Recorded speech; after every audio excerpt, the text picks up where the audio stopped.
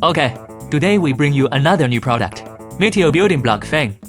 With the RGB lighting effects, it's a spliced building block. Let's take a look directly. The parameter is 600 to 1800 revolutions per minute. Just open the inside.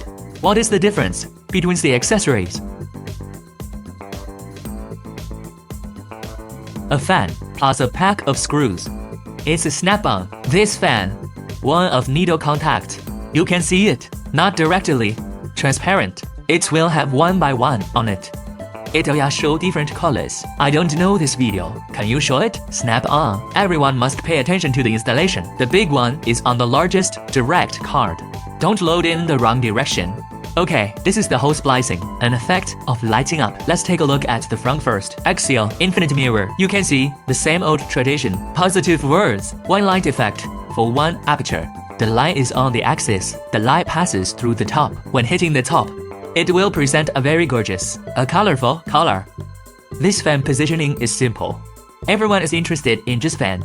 You can search online and take a look. Meteor building block. Very beautiful.